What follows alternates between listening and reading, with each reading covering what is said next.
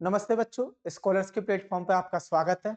हम लोग क्या कर रहे थे, प्रीवियस पेपर्स के जो 2024 में कंप्लीट हुए हैं एसएससी के टेस्ट पेपर्स, ठीक है, उनको देख रहे थे। तो जिसमें क्या चल रहा था, 9वीं शिफ्ट के हमने तीनों 9 सितंबर की हमने तीनों शिफ्ट कर ली थी। 10 सितंबर की सेकंड शिफ्ट करने के बाद में क्या था, थर्ड शिफ्ट। तो आज हम लोग क्या सॉल्व करेंगे, 10 सितंबर 2024 की थर्ड शिफ्ट को हम लोग यहाँ पर सॉल्व करेंगे। ठीक है, आई होप आप अच्छा कर रहे होगे, देख रहे होगे। तो देखिए पहला क्वेश्चन इसमें, एमजी संगीत पुरस्कार निम्नलिखित में से किस राज्य द्वारा प्रदान किया जाता है। एमजी संगीत पुरस्कार, ठीक है ना, म्यूजिक अवार्ड है, संगीत अवार्ड है, कलाकारों को, पॉप गायकों को, स्पेशली फॉर नॉर्थ ईस्ट के जो टैलेंट है उसको निखारने के लिए इस अवार्ड को दिया जाता है। तो नॉर्थ ईस्ट की बात है तो नॉर्थ ईस्ट के 3 स्टेट है, छत्तीसगढ़ तो अपनी आप ही कट हो जाता है। ठीक है, तो क्या होगा ये, नागालैंड में।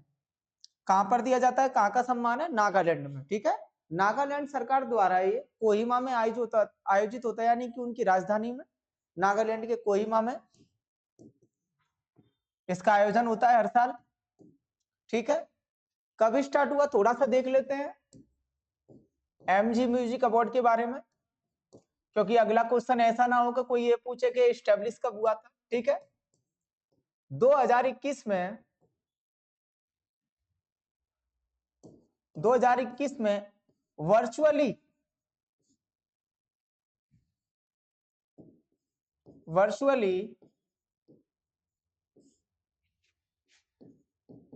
वर्चुअली माध्यम में प्रारंभ हुआ था।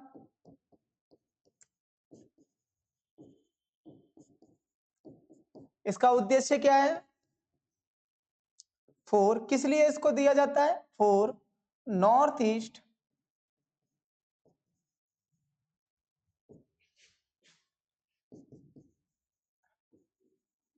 टैलेंट के लिए। ठीक है ना, किस लिए दिया जाता है, जो उत्तर पूर्व के कलाकार हैं, जो कि संगीत से जुड़े हैं, डांस से जुड़े हैं, उन सबको, या गायक हैं, उनको ये सम्मान दिया जाता है। ठीक है, हर साल इसका आयोजन होता है। 2021 में हुआ, फिर 2022 में इसका दूसरा संस्करण आया, यानी कि एडिशन आया।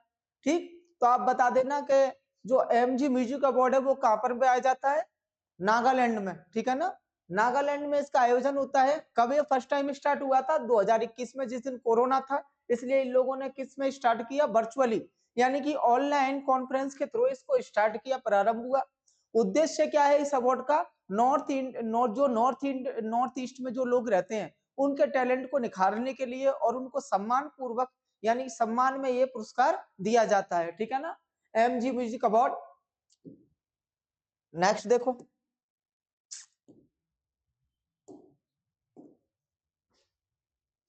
राष्ट्रीय खेल विश्वविद्यालय national sports university situated in, ये कहां पर मौजूद है। ठीक है ना, इसके बारे में बताना है आपको। पता है आपका खेल मंत्रालय भी है, सभी देश प्रमोट करते हैं। तो ठीक है ना, तो खेल विश्वविद्यालय के बारे में आपको बताना है। तो कहां पर मौजूद है, मणिपुर के इम्फाल में। कहां पर, मणिपुर के इम्फाल, यानी कि कैपिटल ऑफ मणिपुर में, मणिपुर की राजधानी इम्फाल में ये मौजूद है। अब देख लेते हैं इसको, राष्ट्रीय खेल विश्वविद्यालय। ठीक, इसकी स्थापना कब हुई, स्थापना की बात करें 16 मार्च 2018 को पीएम मोदी द्वारा इसकी स्थापना की गई। कहां पर की गई, पीएम मोदी द्वारा मणिपुर की राजधानी इम्फाल में। ठीक है, इम्फाल में। ठीक, कब की गई, 16 मार्च 2018 को, यानी कि नया बना है। क्या है इसका भूमिका,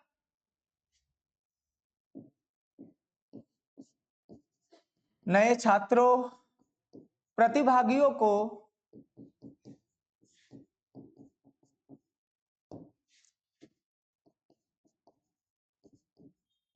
खेल में बढ़ावा देना, ठीक है, उनके अंदर रुचि विकसित करना, एवं ये कई सारे कोर्सेस प्रोड्यूस करता है। पढ़ाई भी इसके साथ साथ चलती रहती है, ग्रेजुएशन जरूरी होता है, इसलिए इस कॉलेज में ऐसा प्रबंध किया गया है, सॉरी इस यूनिवर्सिटी में ऐसा प्रबंध किया गया है। ये भारत की पहली खेलों को समर्पित राष्ट्रीय खेल विश्वविद्यालय है। ठीक है, आप इसमें खेल भी सीख सकते हैं, वो भी टैलेंटेड और एक्सपर्ट्स लोगों से, साथ में अपनी शिक्षा को भी कंप्लीट कर सकते हो।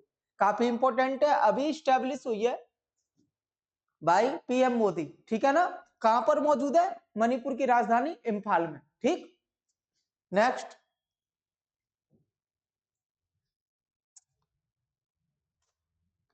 निम्नलिखित में से क्या झारखंड और छत्तीसगढ़ में भूमि निम्नीकरण का कारण है? यानी कि भूमि की हालत खराब हो चुकी है, सिंचाई के पर्पज से वो ठीक नहीं है, खेती के पर्पज से वो ठीक नहीं है, किस कारण ऐसा हुआ है? तो किस कारण हुआ है भाई? झारखंड, छत्तीसगढ़, साथ में एक राज्य और लिख लो, एवं उड़ीसा में, तीनों में। अब आप इन तीनों नामों से पता कर लो क्या प्रॉब्लम आई होगी।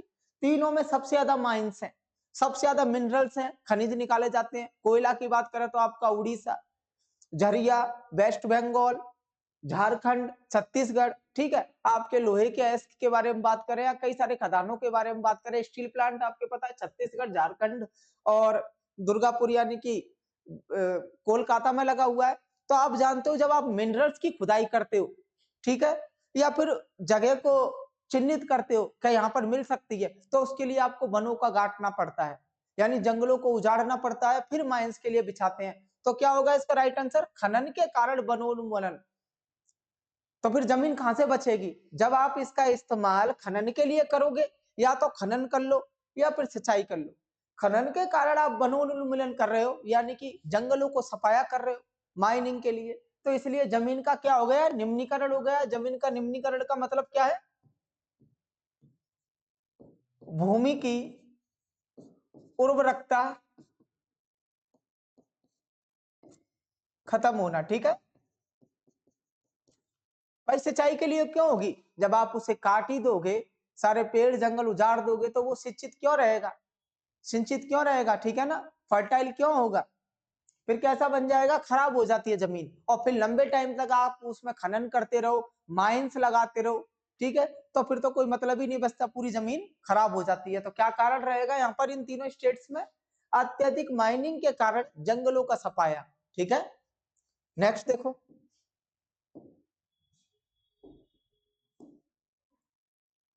भारतीय संविधान की गणतंत्रात्मक विशेषता किस देश के संविधान से ली गई है? यानी कि भारत में जो गणतंत्र दिवस है आप मनाते हो ना 26 जनवरी को, गणतंत्र दिवस का मतलब 26 जनवरी 1950 को हम लोगों में या हमारे देश में संविधान लागू हो गया था, ठीक है ना। एक ऐसी किताब या एक ऐसी पुस्तक जिसमें नियम लोगों की भलाई के लिए बनाए गए हैं, ठीक है, जिससे देश चलता है, वो ही संविधान है, ठीक है ना। तो भाई उसमें गणतंत्रता यानी कि लोगों के लिए तंत्र जब आया, तो किस देश से लिया गया गणतंत्र? फ्रांस से। कहां से लिया गया है? फ्रांस देश से, ठीक है। फ्रांस के संविधान से लिया गया है। और क्या क्या लिया गया है? फ्रांस के संविधान से लिया गया है। और प्रस्तावना की भाषा में, प्रस्तावना की भाषा में समाजवाद,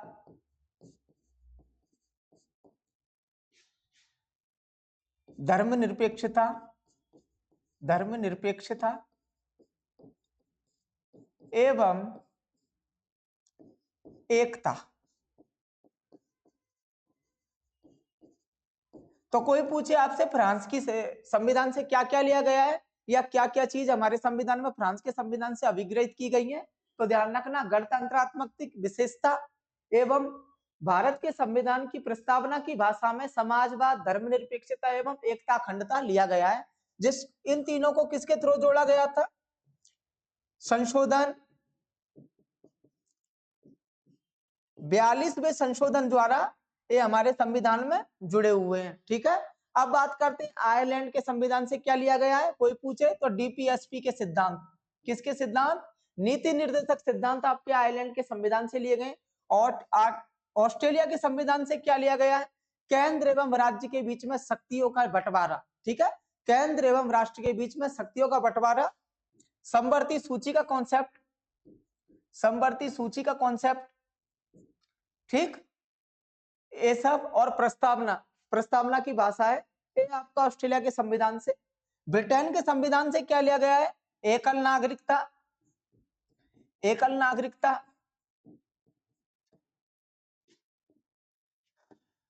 द्विसदनात्मक प्रणाली, द्विसदनात्मक प्रणाली, ठीक है, ये सब किससे लिया गया है? ब्रिटिश संविधान से। यानी कि 2 सदन होंगे, राज्यसभा लोकसभा होगा, द्विसदनात्मक प्रणाली होगी, ठीक है ना, वो किससे लिया है? ब्रिटिश के संविधान से। और एकल नागरिकता, यानी कि आप अगर भारत में रहते हो तो भारत की नागरिकता है, अमेरिका में बस जाओ तो जरूरी नहीं कि भारत की नागरिकता आपके पास रहेगी, पहले भारत की नागरिकता कैंसिल करो फिर जाकर दूसरे देश की लो, ठीक है, या फिर दूसरे देश के लिए तो भारत की नागरिकता आपको कैंसिल करनी पड़ेगी, ठीक। तो एकल नागरिकता का कॉन्सेप्ट। आयरलैंड से क्या लिया? डीपीएसपी, नीति निर्देशक सिद्धांत। ऑस्ट्रेलिया से समवर्ती सूची, राज्य एवं केंद्र के बीच में शक्तियों का बंटवारा तथा प्रस्तावना की भाषा। फ्रांस के संविधान से आपका गणतंत्र, जो गणतंत्रात्मक चीज है बोली है, एवं क्या लिया है? प्रस्तावना की भाषा में 3 शब्द जोड़े। वो कहां से जोड़े हम लोगों ने? फ्रांस के संविधान से। क्या है 3 शब्द? समाजवाद, धर्मनिरपेक्षता एवं एकता अखंडता, ठीक है। तो ये सारी चीजें ली हम लोगों ने। नेक्स्ट,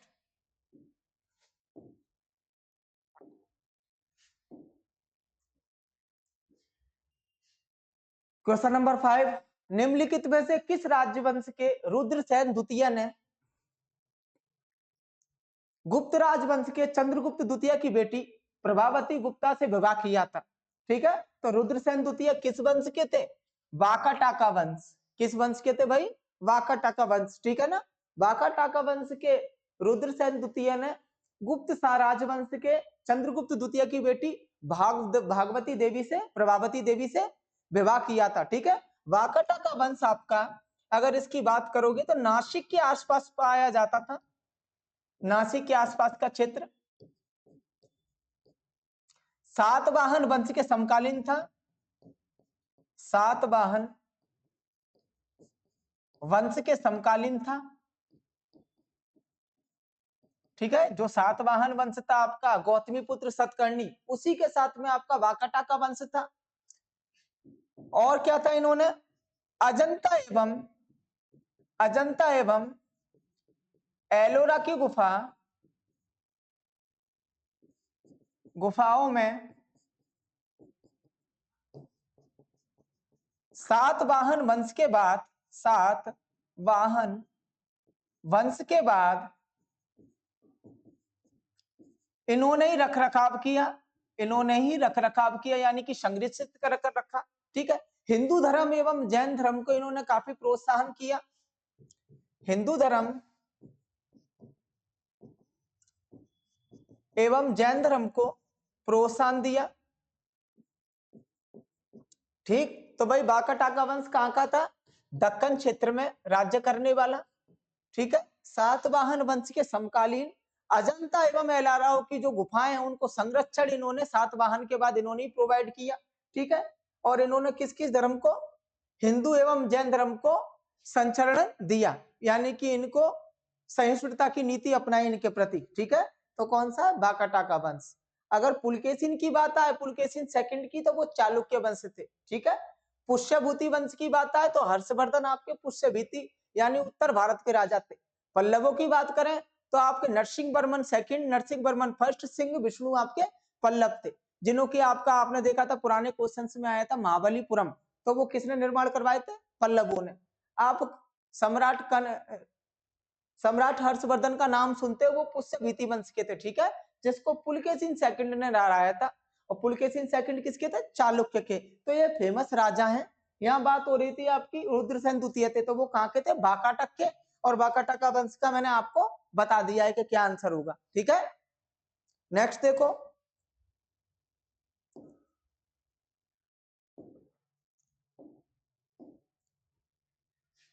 2021 की स्थिति के अनुसार लगभग 7 लाख किलोमीटर स्क्वायर के 17 लाख किलोमीटर स्क्वायर के क्षेत्रफल के साथ दुनिया का सबसे बड़ा जल निकासी बेसिन कौन सा है? ठीक है भाई, मतलब इतनी बड़ा बेसिन, आप सोचो 70 लाख किलोमीटर स्क्वायर, यानी कि 7 million kilometre square, 7 million kilometre square का बेसिन। तो भाई सबसे ज्यादा पानी किस रिवर में? लार्जेस्ट रिवर की जब भी बात आती है तो वो किसका बेसिन होता है? लार्जेस्ट, यानी सबसे ज्यादा पानी, लार्जेस्ट वाटर रिवर, सबसे ज्यादा पानी किस नदी में?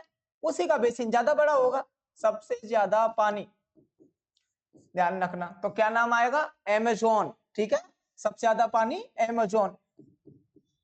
8 देशों को कवर करता है, 8 देशों को जलापूर्ति करता है। ठीक, तकरीबन 35%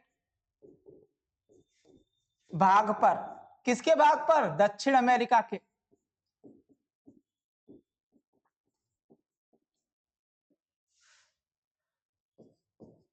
अमेज़न बेसिन। उन 8 देशों के नाम क्या है?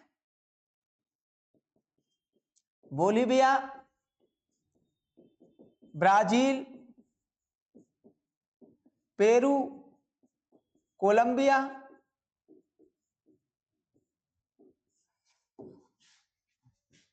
सूरीनाम, गुआना, फ्रेंच गुआना,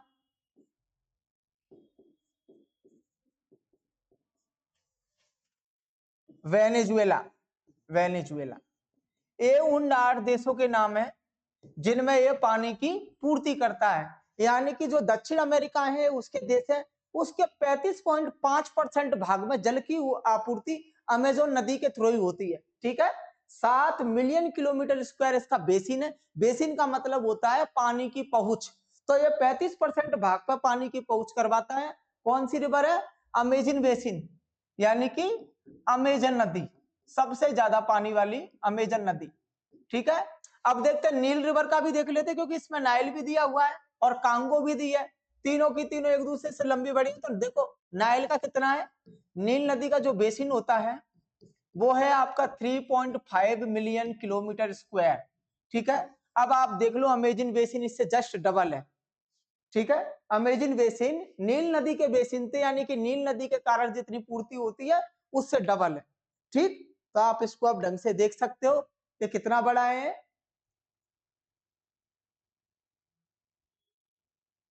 हो गया, चलो नेक्स्ट।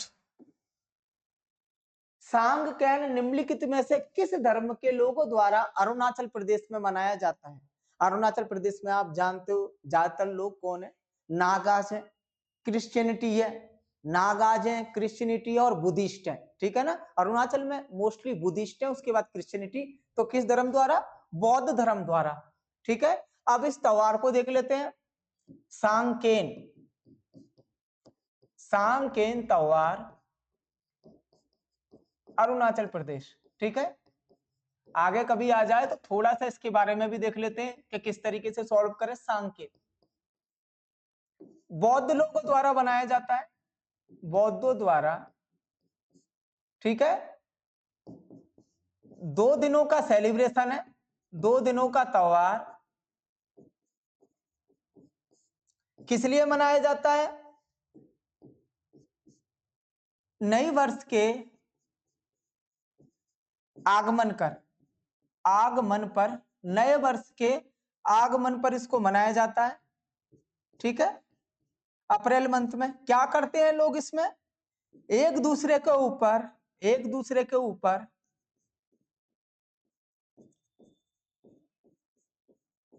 पानी, साफ पानी, ठीक है, पानी छिड़कते हैं एवं मिठाइयां बांटते हैं। जो वहां के ट्रेडिशनल डिशेस हैं उन्हें बनाकर लोगों को बांटते हैं, मिठाइयां बांटते हैं। ठीक है, ये काफी फेमस है, एक दूसरे के ऊपर पानी छिड़कना, जैसे कि होली किस मंथ में मनाया जाता है? अप्रैल में। किस मंथ में भाई? अप्रैल में ये आपको मनाया जाता है। किसका त्योहार है? किस धर्म के लोगों का? बौद्धों द्वारा। ठीक है, 2 दिनों का त्योहार, अप्रैल के महीने में नव वर्ष के आगमन पर इसको मनाया जाता है। क्या किया जाता है? एक दूसरे के ऊपर पानी फेंकते हैं, भिगाते हैं एवं मिठाइयां बांटते हैं। ठीक है, जैसे कि सेम होली है। ठीक, तो सांकेन त्योहार के बारे में आपको पूरा पता चल गया।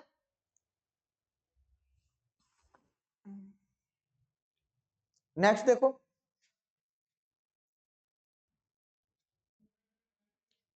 रेडॉक्स अभिक्रिया का कारण क्या है? भाई रेडॉक्स क्या होता है? ऐसी अभिक्रिया जिसमें एक साथ ऑक्सीडेशन एवं रिडक्शन दोनों होने चाहिए, यानी कि अपचयन एवं उपचयन दोनों होने चाहिए। ठीक है, इसमें दूसरी प्रॉपर्टी क्या है, इसमें अभिकारक जो होते हैं, यानी कि भाई एक रिएक्टेंट होता है जिसको अभिकारक बोलते हैं, एक उत्पाद होता है जो कि रिएक्शन होने के बाद में मिलता है, ठीक है, जिसको प्रोडक्ट बोलते हैं। तो अभिकारकों में जो अभिकारक है, जैसे कि दो चीजें ए और बी, तो वो दोनों क्या करेंगे, या तो किसी का रिडक्शन होगा या किसी का ऑक्सीडेशन होगा, या तो किसी से इलेक्ट्रॉन्स निकलेंगे या कोई इलेक्ट्रॉन्स को जोड़ेगा। तो अभिकारकों में इलेक्ट्रॉन का आदान प्रदान क्या कहलाता है, रेडॉक्स रिएक्शन। तो क्या बोलोगे इसमें, दो अभिकारकों के बीच में इलेक्ट्रॉनों का स्थानांतरण। जैसे देखो, थोड़ा सा देख लो रेडॉक्स रिएक्शन क्या है। ऐसी अभिक्रिया जिसमें अपचयन एवं उपचयन दोनों एक साथ होते हैं, ठीक है। सेकंड पॉइंट, इसमें अभिकारकों के बीच इलेक्ट्रॉन का आदान प्रदान होता है, आदान प्रदान होता है, ठीक है। एग्जाम्पल की बात करें, ए और बी रिएक्शन कर रहे हैं, इसको क्या बोलेंगे, अभिकारक। क्या बोलेंगे, अभिकारक। जो बनेगा यहां पर ए बी या कुछ भी बने उसको क्या बोलेंगे, उत्पाद, ठीक है। अब इसमें सपोज सोचो ए बी को इलेक्ट्रॉन देता है, ठीक है, तो ए क्या बन जाएगा, ए पॉजिटिव, और बी क्या बन जाएगा, बी निगेटिव, ठीक है। तो ए ने इलेक्ट्रॉन त्यागे, ए इलेक्ट्रॉन त्यागता है, बी इलेक्ट्रॉन ग्रहण करता है, ठीक है, ग्रहण करता है, ठीक। तो एक में अपचयन हुआ, एक में उपचयन हुआ। तो देखो ये किसमें हुआ, अभिकारक में ही हुआ ना। जो इलेक्ट्रॉन का स्थानांतरण है वो किसके बीच हुआ, अभिकारक ए और बी के, ठीक है। तो इसी से ही पता लगाते हैं ऐसी रिएक्शंस क्या बोली जाती है, रेडॉक्स। तो आपका क्या होगा राइट आंसर, दो अभिकारकों के बीच में इलेक्ट्रॉनों का स्थानांतरण। और कोई एग्जाम्पल देखो, जिंक प्लस CuSO4, साथ में क्या बनेगा, ZnSO4 प्लस Cu, ठीक है। अब देखो पहले जिंक, ये क्या है, हाईली एक्टिव मेटल है। हाईली एक्टिव माने कि जल्दी से क्रिया करती है, एक्टिव मेटल है। ये रिप्लेस करेगा सल्फेट को, ठीक है। लो रिएक्टिव है, क्या करेगा, ये इसको डिस्प्लेस किया और क्या बना लिया, ZnSO4। तो इसको क्या बोलते हैं, विस्थापन। जो डिस्प्लेस हुआ विस्थापन, रेडॉक्स रिएक्शन, ठीक है, रेडॉक्स अभिक्रिया। वरना ये किसका एग्जांपल है, रेडॉक्स रिएक्शन का, ठीक है, डिस्प्लेस करता है। तो ऐसे एग्जांपल होते हैं। तो कभी भी आपसे कोई पूछे कि रेडॉक्स रिएक्शन क्या है, रिएक्शन ऐसी रिएक्शन है रेडॉक्स जिसमें अभिकारकों में क्या होता है, इलेक्ट्रॉनों का आदान प्रदान होता है। देखो ए और बी थे अभिकारक, ये उत्पाद थे, इसमें से ए ने इलेक्ट्रॉन दिए बी को, बी ने ग्रहण किए, ए ने इलेक्ट्रॉन त्यागा तो प्लस आ गया, ठीक है। अपचयन और उपचयन हुआ, ए इलेक्ट्रॉन त्यागता है, बी इलेक्ट्रॉन ग्रहण करता है, सारी प्रोसेस अभिकारक के अंदर हुई। इसका लाइव एग्जांपल है आपका Zn प्लस CuSO4, जिसने जिंक सल्फेट बनाया साथ में कॉपर, ठीक है। तो ये सब रेडॉक्स रिएक्शन का एग्जांपल है, उदाहरण है। नेक्स्ट देखो,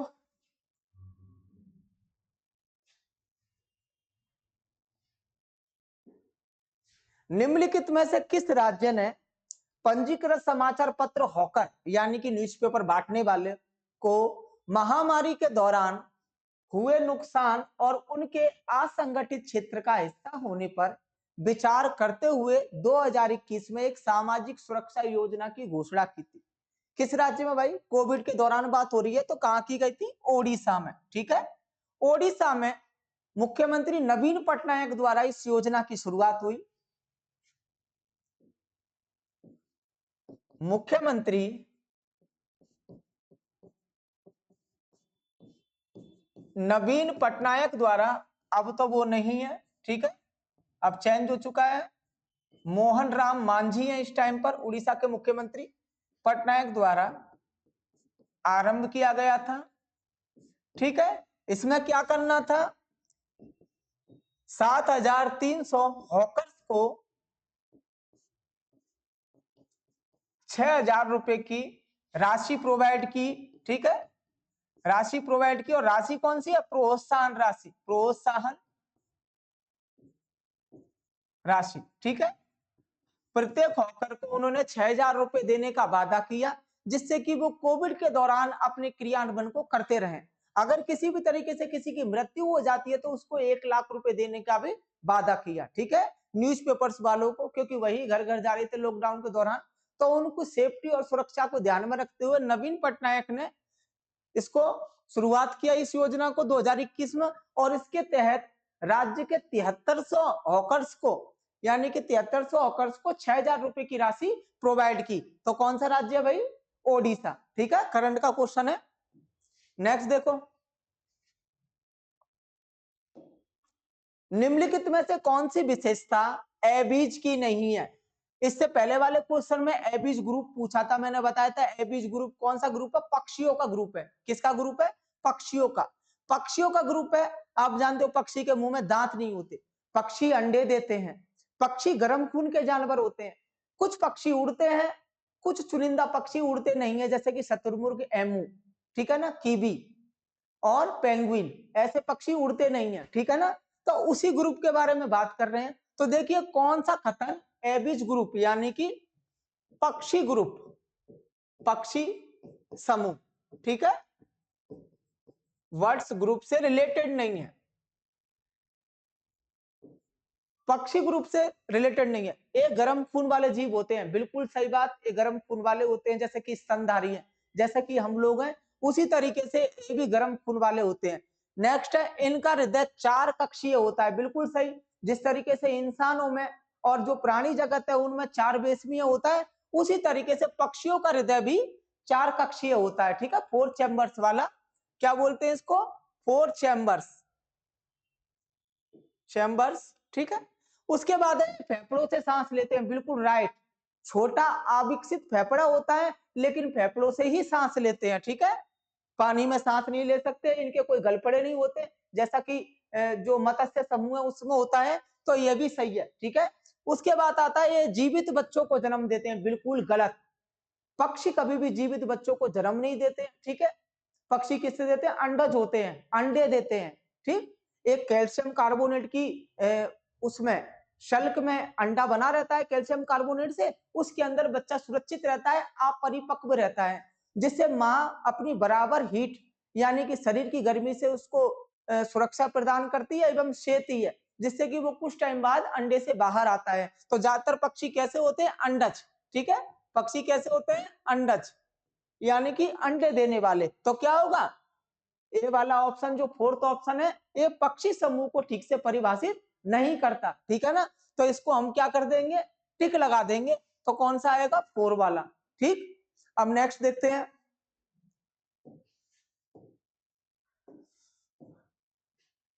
निम्नलिखित में से कौन सी पुस्तक अपने संबंधित लेखक के साथ गलत रूप से युग्मित है, incorrectly paired with its respective author, यानी कि उसने वो किताब लिखी नहीं है, उसके साथ इसका मिलान है, तो वो आपको पहचानना है। Why I am an atheist Bhagat Singh, बिल्कुल सही है। ठीक है, बिल्कुल सही है, उन्हीं की किताब थी। ठीक, हिंद स्वराज, महात्मा गांधी, बिल्कुल सही है, मैंने किताब लिखी थी हिंद स्वराज, माई एक्सपेरिमेंट विद ट्रुथ, सत्य के साथ मेरे प्रयोग, माई पॉलिटिकल जर्नी, ये 3 किताब किसकी हैं, गांधी जी। ठीक है, उसके बाद गीतांजलि, बिल्कुल राइट, 1913 में इनको नोबेल मिला था, पहला एशिया में नोबेल इन्हीं को मिला था, गीतांजलि, यानी कि गीता, जो ऐसी पोइम्स जिनको गाया जा सके, ऐसा पोइम्स का समूह जिसे गाया जा सके। गीतांजलि का मतलब क्या है, जो सिंगिंग पोइट्स हैं। ठीक है ना, वो किसने लिखी है, रविन्द्रनाथ टैगोर ने, बिल्कुल right. The discovery of India, ये किसने लिखी है, वो किसने लिखी है, जवाहरलाल नेहरू ने। तो कौन सा गलत ऑप्शन होगा, कौन सा गलत मिलान है, या कौन सा गलत पेयर है, सुभाष चंद्र बोस। तो किसने लिखी है discovery of India, discovery of India, Jawaharlal Nehru, किसने लिखी है? जवाहरलाल नेहरू। और एक दो किताब देख लो भाई, Indian struggle, Indian struggle, Subhash Chandra Bose, Subhash Chandra Bose, ठीक है। My experiment with truth, my experiment with truth, ये किसने लिखी है? महात्मा एम के गांधी ने, ठीक है, महात्मा गांधी ने ये लिखी है, ठीक। तो इससे आप बता सकते हो ये कुछ किताबें हैं। तो पता चल गया डिस्कवरी ऑफ इंडिया किसकी है? जवाहरलाल नेहरू की। सुभाष चंद्र बोस की कब है? इससे पहली वाली शिफ्ट में पूछा था। स्ट्रगल, ठीक है ना, इंडियन स्ट्रगल जो है दो भाग में जिसको बनाया था 1920 से 1934, 1935 से 1942, ठीक है। तो सही क्या सही, कौन सा गलत ऑप्शन है इसमें? Discovery of India Subhash Chandra Bose ने लिखी है, जो कि सरासर गलत है। किसने लिखी है? जवाहरलाल नेहरू ने। और सुभाष चंद्र बोस ने क्या लिखा है? इंडियन स्ट्रगल, ठीक है। नेक्स्ट देखो, अगस्त 2021 में शुरू की गई उज्ज्वला 2.0 योजना का उद्देश्य क्या रखा गया? 2 का मतलब क्या है? यानी कि इसका पहला संस्करण हो चुका था। कब स्टार्ट हुई थी पीएम उज्ज्वला योजना? पीएम उज्ज्वला योजना घरेलू महिलाओं को धूल धुएं से बचाने के लिए सरकार का ये प्लान था कि उनको सिलेंडर बांटे, ठीक है ना, कम कीमतों पर उनको सिलेंडर दिए जाएं, जिसमें उन्होंने लक्ष्य रखा। अभी तक सन 2024 तक सरकार 8 करोड़ सिलेंडर लोगों को दे चुकी है। कितना? 8 करोड़ लोगों को सिलेंडर प्रोवाइड कर चुकी है, जिससे कि लोगों के घरों में धुआं ना हो। तो जो 2.0 था, कब स्टार्ट किया इसको? शुरुआत कब हुई इसकी? 2016 को, ठीक है। तो ये क्या था? पीएम उज्ज्वला 1.0। अब किसके बारे में बात हो रही है? 2.0। तो 2.0 में क्या रखा था? 10 लाख लोगों को, यानी 1 करोड़ लोगों को, 10 मिलियन लोगों को एलपीजी कनेक्शन प्रदान करना। तो क्या होगा? सेकंड ऑप्शन सही होगा, ठीक है ना। 10 मिलियन का मतलब क्या है? 1 करोड़ लोगों को, ठीक है, 1 करोड़ लोगों को कनेक्शन प्रदान करना। जो उन्होंने 2021 में इसका दूसरा संस्करण निकाला, पीएम उज्ज्वला योजना 2.0 का, उसमें इन्होंने ये उद्देश्य रखा कि अब हम 1 करोड़ लोगों को और देंगे, ठीक है। हर साल सिलेंडर बांटे जाते हैं।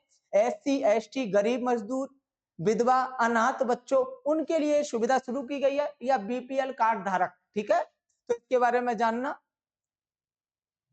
क्या है? मुफ्त गैस चूल्हा प्रोवाइड करना, प्रदान करना। किनको प्रदान करना? एससी, एसटी, गरीबी रेखा से नीचे, गरीबी रेखा से नीचे, विधवा, अनाथ लोगों को, ठीक है, धूल धुएं से बचाने के लिए और उनकी शारीरिक सुरक्षा के लिए इसको शुरू किया गया। 2.0 का क्या उद्देश्य था? 1 करोड़ लोगों को एलपीजी कनेक्शन प्रदान करना। तो 10 मिलियन लिखा है यहाँ पर, तो आप समझ लेना 1 मिलियन बराबर कितना है? 10 लाख। तो 10 मिलियन 1 करोड़, ठीक है। तो सेकंड ऑप्शन हो जाएगा। नेक्स्ट देखो, किस कोशिका अंगक को छोटे गोलाकार कोशिकांग के रूप में परिभाषित किया गया है, जो हाइड्रोजन पेरोक्साइड का उत्पादन करने के लिए ऑक्सीकरण अभिक्रिया से गुजरता है, ठीक है। तो क्या है वो अंगक, या कौन सा ऑर्गन है? पेरोक्सिसोम, ठीक है, पेरोक्सिसोम। अब देख लेते हैं थोड़ा सा, पेरोक्सिसोम क्या है? पेरोक्सिसोम साइटोप्लाज्म, साइटोप्लाज्म में तैरता हुआ अंगक, तैरता हुआ अंगक, ठीक है, यानी कि ऑर्गेनल, ठीक। क्या करता है? मेटाबॉलिज्म को कंट्रोल करता है। क्या करता है? नियंत्रित करता है। मेटाबॉलिज्म क्या है? आपके शरीर की जो क्रिया है उनको नियंत्रित करता है। ठीक है, कोशिका के अंदर की बात हो रही है, ध्यान रखना। कोशिका के अंदर, कोशिका का भाग, ठीक है। आपके बड़े जो फैटी एसिड्स हैं उनको ब्रेक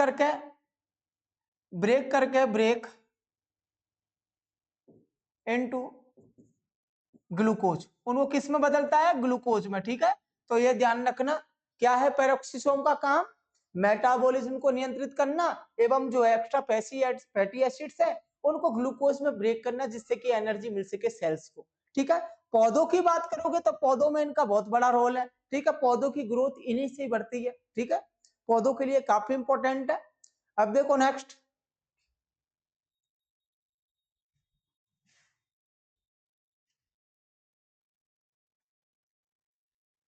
वर्ष 2020-21 तक प्राप्त जानकारी के अनुसार निम्नलिखित में से किस राज्य में 15 वर्ष और उससे अधिक आयु के व्यक्तियों के बीच बेरोजगारी दर सबसे कम आई थी? किस राज्य में आ सकती है? आप देखो, गुजरात, सिक्किम, मध्य प्रदेश, छत्तीसगढ़, सभी प्रॉब्लम से गुजर रहे हैं। किस राज्य के अंदर है? गुजरात। ठीक है, गुजरात में जो 15 वर्ष से बीच के बच्चे हैं और उससे अधिक है, उनमें बेरोजगारी की दर यानी कि नौकरियों के लिए प्रॉब्लम सबसे कम पाई गई है। ठीक है, इकोनॉमी अच्छी है गुजरात की, इसलिए उसी का नाम यहाँ पर दिया गया है। ठीक है, किस राज्य में है? तो गुजरात में। ठीक, नेक्स्ट, 2001 की मतगणना के आधार पर त्वरित महिला साक्षरता कार्यक्रम उन जिलों में शुरू किया गया था जहां महिला साक्षरता दर कितने से कितने तक की थी? ठीक है भाई, 2011 की जनगणना हुई, उसके हिसाब से आपको पता है कि हर स्टेट का किस तरीके से लिटरेसी रेट निकल के आई।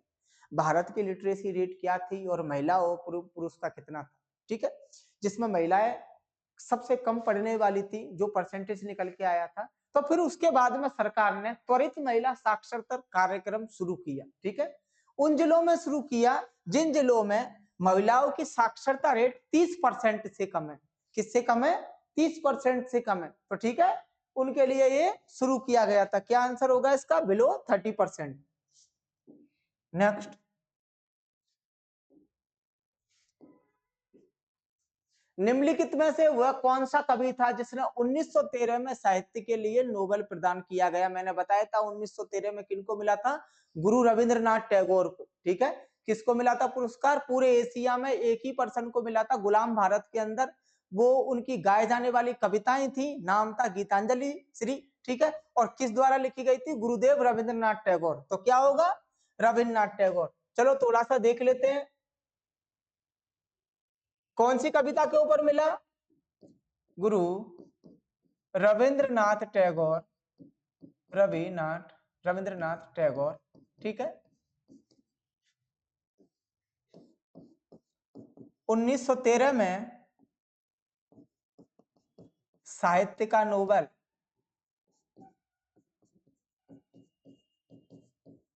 किस लिए? गीतांजलि। गीतांजलि का मतलब क्या है? गीतों का संग्रह। ठीक है, गीतों का संग्रह। ठीक है, इसमें ऐसी कविताएं दी हैं, कविताएं जो गाने योग्य हैं। ठीक है, गाए जाने वाली हैं। इसका कई भाषाओं में डब्ड हो चुके हैं, कई भाषाओं में ट्रांसलेशन है। ठीक है, काफी फेमस है गीतांजलि, आप एक बार पढ़कर देखना। ठीक है, और कई सारी बुक्स है। रविन्द्रनाथ टैगोर की बात करोगे तो कई सारी बुक है, कपालिका, चंडालिका, कपालिका, गौरा, चंडालिका। ठीक है, कई सारी बुक्स इन्होंने लिखी है, तो ये भी उनकी फेमस बुक है। ठीक, नेक्स्ट देखो, रुडयार्ड किपलिंग की कौन सी बुक है? रुडयार्ड किपलिंग की बात करें, जंगल स्टोरी। ठीक है, कौन सी? जंगल, मोगली। जो मोगली की कथा है वो कर्नाटक के जंगल में बैठकर रुडयार्ड किपलिंग ने लिखी। ठीक है, उसके बाद बंकिम चंद्र चट्टोपाध्याय की बुक का बात करोगे तो बंकिम चट्टोपाध्याय ने क्या लिखा था? आनंद मठ, आनंद मठ।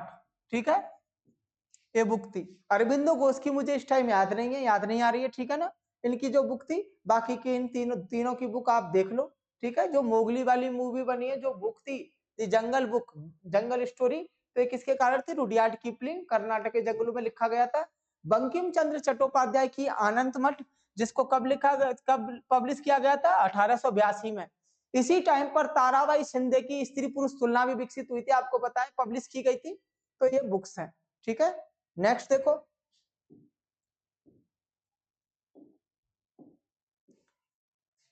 हिमाचल प्रदेश द्वारा शुरू की गई मुख्यमंत्री सुख आश्रय योजना से किस समूह के लोग लाभान्वित होंगे? ठीक है। हिमाचल प्रदेश के मुख्यमंत्री सुखविंदर सुक्खू ने गरीब अनाथ बच्चों के लिए, ठीक है, योजना शुरू की, जिसमें उनको मतलब ऐसे आश्रय स्थल बनाना है जिसमें गरीब और अनाथ बच्चों को रखा जाए। तो क्या राइट आंसर होगा? अनाथ, दिव्यांग और निःश्रित महिलाओं के लिए, ठीक है। तो उन बच्चों के लिए आश्रय स्थल बनाने का कोशिश किया, जो कि इस राज्य में सबसे पहली योजना है अनाथ बच्चों के लिए, ठीक है। इसके तहत बच्चों को 1000 रुपए महीना रखा जाएगा, 14 साल तक उनको दिए जाएंगे 1000 रुपए एक महीने का, ठीक है।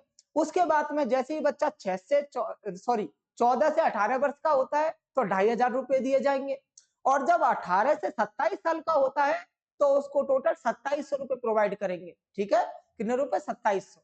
घर बनाने के लिए उन बच्चों को सरकार 2 लाख रुपए देगी, और विवाह करने के लिए सरकार 2 लाख रुपए देगी, ठीक है। तो गरीब, अनाथ बच्चों, विधवा महिलाओं, निराश्रित महिलाओं के लिए ये योजना सुखविंदर सिंह सुक्खू ने शुरू की, ठीक है।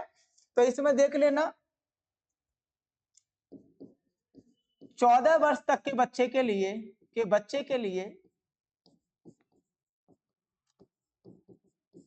1000 रुपए की घोषणा। अनाथ, इसका विषय क्या है भाई? अनाथ बच्चों के लिए आश्रय, ठीक। 18 वर्ष तक के बच्चों के लिए 2500 रुपए, 27 वर्ष के व्यक्ति के लिए 2700 रुपए का प्रावधान, ठीक है, इन्होंने किया। 2 लाख रुपए विवाह के लिए दिए जाएंगे, एवं 3 लाख मकान के लिए, मकान निर्माण, ठीक है। किन बच्चों के लिए? अनाथ और गरीब है। इसी तरीके से हिमाचल प्रदेश की मुख्यमंत्री सगुन योजना में भी क्या है? जिन लड़कियों की शादी नहीं हो रही है, जो बीपीएल यानी गरीबी रेखा से नीचे है, उनको सरकार वित्तीय सहायता प्रदान करेगी, ठीक है। तो हिमाचल प्रदेश की ये 2 योजनाएं काफी ज्यादा प्रशंसनीय है। दोनों में से देखो, एक को देख लिया, मुख्यमंत्री सुख आश्रय योजना, गरीब अनाथ बच्चों के लिए, दिव्यांग बच्चों के लिए, निराश्रित महिलाओं के लिए, ठीक है।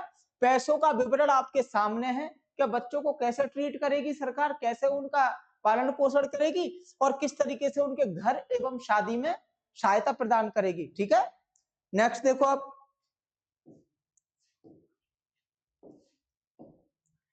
बलबन द्वारा दिल्ली सल्तनत के निम्नलिखित में से किस विभाग का पुनर्गठन किया गया था? ठीक है, बलबन द्वारा। आपको पता है बलबन से जो पहले बैठे हुए थे, जिनकी फिक्स सरकार थी, वो थे इल्तुतमिश और रजिया सुल्तान, जिसमें से रजिया सुल्तान ने 4 वर्ष तक शासन किया। उसके बाद सीधे कौन आए? बलबन आए, गयासुद्दीन बलबन, जिन्होंने लौह एवं रक्त की नीति अपनाई थी, ठीक है।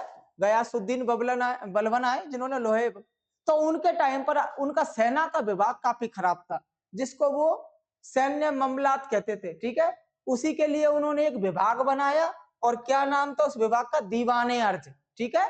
सैन्य विभाग है, कौन सा विभाग है? सैन्य विभाग, सैन्य विभाग, ठीक है, सैन्य विभाग है। इसी का उन्होंने पुनर्गठन किया था, ठीक है। सेना को निश्चित रूप से तैयार करने के लिए उन्होंने किया था।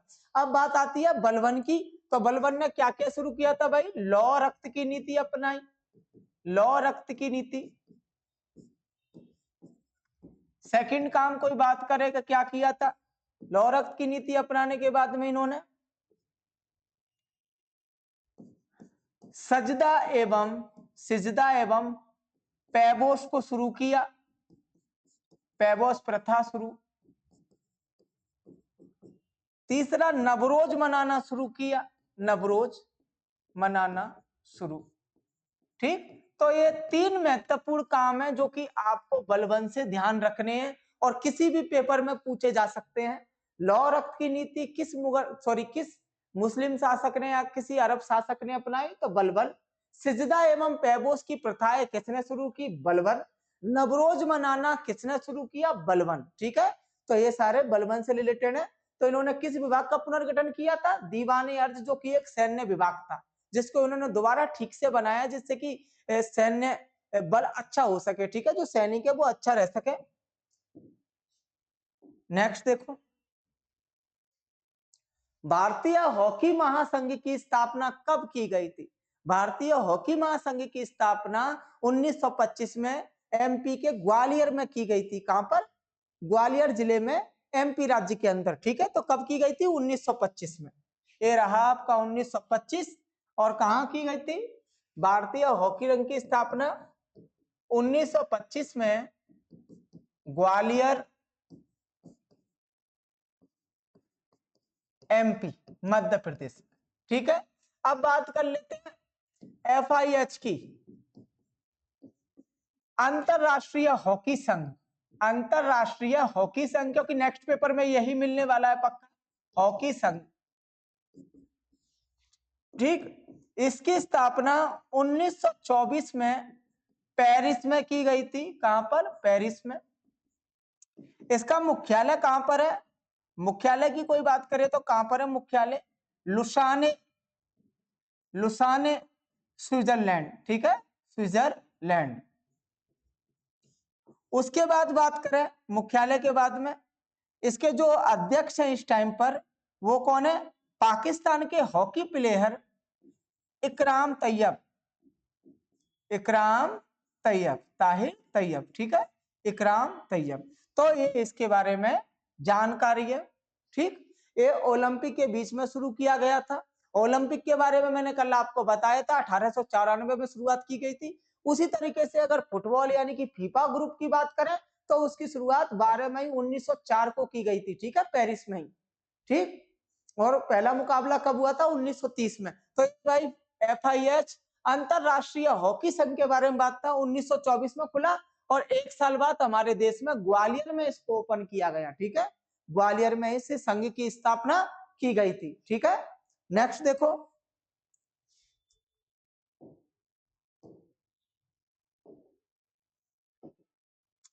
निम्नलिखित में से कौन सा तत्व एक उपधातु है? Which of the following elements is metalloids? ठीक है, तो कौन सा है भाई? देखो इसमें से सोडियम, आयरन, ऑक्सीजन। उपधातु बोलिए, यानी कि धातु नहीं है पूर्ण रूप से, लेकिन थोड़े से उसमें गुण है। ठीक है ना, आधा धातु और आधा उपधातु हो सकता है। तो कौन सा है भाई वो आपका? सिलिकॉन। कौन सा? सिलिकॉन। एक क्या है आपका? Non metal. नॉन मेटल का मतलब ऑक्सीजन कैसा है? गैस। ठीक है, सोडियम कैसा है आपका? Highly reactive metal, alkali metal, alkali metal, क्षारीय धातु, क्षारीय धातु। आयरन सब जानते हैं, ये क्या है? मेटल। तो आपका कौन सा है? सिलिकॉन। ठीक है, आपका सिलिकॉन, जर्मेनियम, आर्सेनिक, ये क्या है? सभी सेमीकंडक्टर्स है। सब क्या है? सेमीकंडक्टर्स, यानी कि अर्धचालक धातुएं, अर्धचालक धातुएं। ठीक, ये किस में पाई जाती है? पी ब्लॉक में। पी ब्लॉक,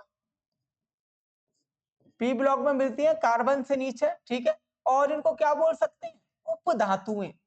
क्या बोल सकते हैं भाई इनको? उपधातुएं। ठीक है, आधे जो गुण है वो एक धातु के समान है, आधे गुण उपधातु के समान है। ठीक है, नॉन मेटल की तरह है। तो क्या बोलते हैं इनको? अर्धचालक तो बोलते ही है, सेमीकंडक्टर मेटल तो बोलते ही है, साथ में उपधातु है यानी कि मेटलॉइड्स। ठीक, कौन है तीनों? Silicon, germanium, arsenic. ठीक है, नेक्स्ट देखो,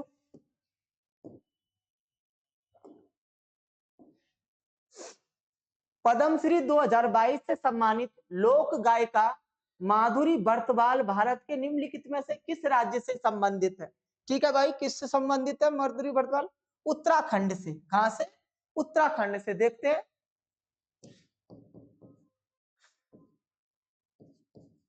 आकाशवाणी नजीबाबाद, नजीबाबाद मेरठ की म्यूजिक कंपोजर, संगीतकार, महिला संगीतकार, ठीक है, महिला संगीतकार, आकाशवाणी में महिला संगीतकार, इसलिए इनको प्रेसिडेंट रामनाथ कोविंद ने 2022 में पद्म श्री प्रदान किया। ठीक है, ये क्या करती है? लोकगीतों का संरक्षण, लोकगीतों का संरक्षण। आप इनसे किसी भी भाषा का लोकगीत पूछ सकते हैं जो कि उत्तर प्रदेश और उत्तराखंड राज्य का हो। ठीक है, लोकगीतों का संरक्षण करने में मदद करती है एवं कई बच्चों को यानी कि छात्रों को ये शिक्षा भी देती है संगीत की। ठीक है ना, तो ध्यान रखना किस संगीतकार के रूप में काम किया, 30 सालों तक काम किया इन्होंने आकाशवाणी नजीबाबाद में महिला संगीतकार के रूप में। ठीक है, क्या करती है? लोकगीतों का संरक्षण करती हैं, जिसके लिए इनको सन 2022 में रामनाथ कोविंद द्वारा सम्मानित किया गया था। किस अवार्ड से? पद्म श्री से। ठीक है, तो क्या बोलोगे आप? उत्तराखंड की हैं ये। ठीक है, नेक्स्ट,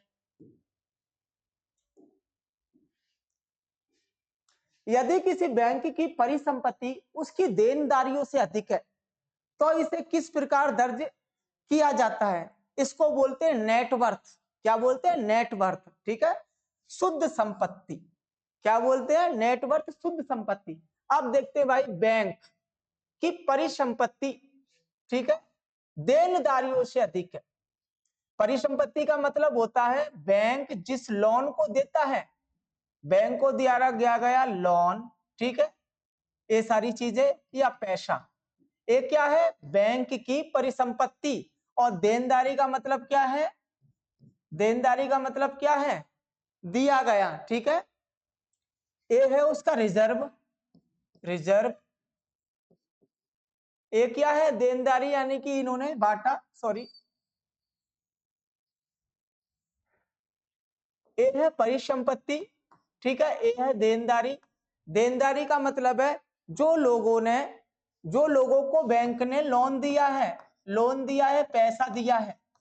सोचो 5 लाख रुपए इन्होंने, 5 लाख रुपए इस बैंक ने दिए हैं लोगों को। ठीक है, लोगों ने कितना जमा कराया है, लोगों ने कितना इकट्ठा किया है इस बैंक में, तो उसको क्या बोलते हैं? लोगों का जमा पैसा, लोगों का जमा पैसा। सोचो लोगों ने 10 लाख रुपए जमा कर रखे हैं, 10 लाख रुपए जमा कर रखे हैं, तब आप इसमें से 10 - 5 कर दो तो 5 लाख रुपए निकल के आते हैं। वही क्या कहलाई जाएगी? आपकी शुद्ध संपत्ति, शुद्ध संपत्ति, या फिर क्या बोलते हैं उसको? Net worth, net worth. क्योंकि 5 लाख रुपए के तो फायदे में ही है ना, बैंक के पास 5 लाख तो पड़ा ही रहेगा ना। बैंक में लोगों ने कितना जमा कराया है? लोगों का जमा पैसा कितना है? 10 लाख। ठीक है, लोगों को बैंक ने कितना बांटा है? 5 लाख। जो लोन और पैसा दिया है वो है 5 लाख। जब आप जमा पैसों में से लोगों को दिए गए पैसे सब्ट्रैक्ट करोगे, घटाओगे, तो 5 लाख निकलेगा। ये उस बैंक की शुद्ध संपत्ति या नेटवर्थ होगी। ध्यान रखना कैलकुलेट कैसे करते हैं। ठीक है, कैसे कैलकुलेट करते हैं देख लो ठीक से, शुद्ध संपत्ति। ठीक है, नेक्स्ट देखो,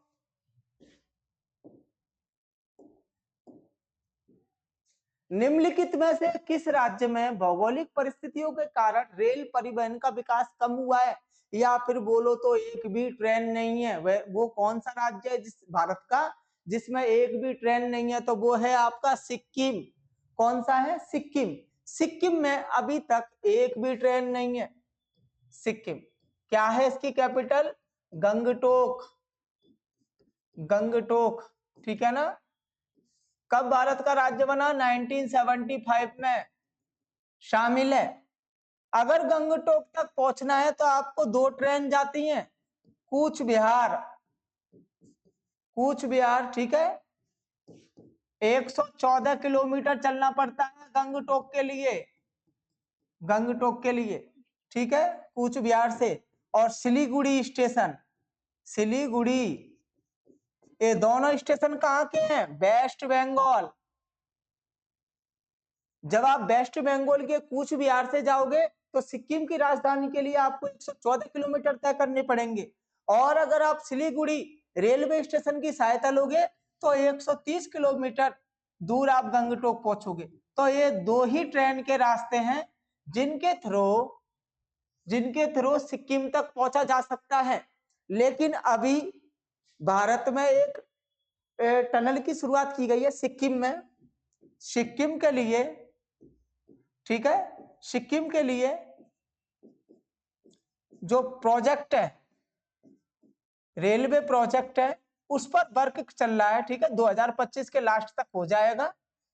39 किलोमीटर की सुरंग बन रही है ट्रेन के लिए, ठीक है, ट्रेन के लिए। 25 के अंतर 2025 में तैयार हो जाएगा, इसी साल तैयार हो जाएगी, ठीक है। और इस प्रोजेक्ट का नाम क्या दिया है? रेंगपो, रेंगपो प्रोजेक्ट, ठीक है, रेंगपो प्रोजेक्ट। अब इसमें रेल हो जाएगी क्योंकि इसका काम 36 किलोमीटर का पूरा हो चुका है, किलोमीटर कंप्लीट, बस 3 किलोमीटर का बचा है सुरंग का काम। उसके बाद यहाँ पर भी ट्रेन चलने पर लगेगी, और क्या नाम है उस प्रोजेक्ट का? रेंगपो, ठीक है। तो ये ध्यान रखना, अभी तक इधर कोई ट्रेन नहीं है, 2025 तक ट्रेन नहीं है, 2025 के लास्ट में देखेंगे। अगर ये सुरंग कंप्लीट हो गई तो भाई सिक्किम में भी ट्रेन परियोजना यानी कि रेलवे लाइन शुरू हो जाएगी, ठीक है। नेक्स्ट देखो, निम्नलिखित में से कौन सा विकल्प केंद्र सरकार का विधायी अंग है? कौन सा है भाई केंद्र सरकार का विधायी अंग? अगर बात करें तो संसद। कौन सा है? संसद, ठीक है। और किस अनुच्छेद में संसद की बात की गई है? अनुच्छेद 79 में, ठीक है। संसद के कितने पार्ट होते हैं? संसद जो किससे बनती है? संसद किससे बनती है? राष्ट्रपति, राज्यसभा, लोकसभा, ठीक है, लोकसभा, इन तीनों को मिलाकर संसद रेडी होती है, ठीक है ना। राष्ट्रपति, राज्यसभा, लोकसभा के साथ संसद का एक महत्वपूर्ण अंग है, ये ध्यान रखना। किसमें बताया गया है? अनुच्छेद 79 में, राष्ट्रपति को 52 में, ठीक है। उसी तरीके से नेक्स्ट देखो,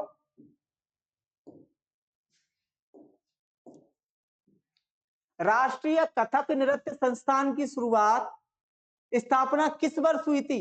तो भाई राष्ट्रीय अकादमी, जो संगीत नाटक अकादमी है, वो 1954 में स्टार्ट हुआ था। उसके 10 साल बाद 1964 में, 1964 में दिल्ली में राष्ट्रीय कथक नृत्य संस्थान, 1964 में दिल्ली चाणक्यपुरी में, चाणक्यपुरी में स्थापना। पहले निदेशक कौन थे? फर्स्ट निदेशक यानी कि जो इस पर बैठे थे वो थे शंभू महाराज। कौन? शंभू महाराज,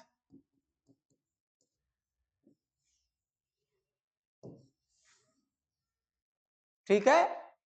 किसका प्रशिक्षण दिया जाता है? कथक, तबला सिखाया जाता है, एवं पखावाज, एवं पखावाज सिखाया जाता है, ठीक है।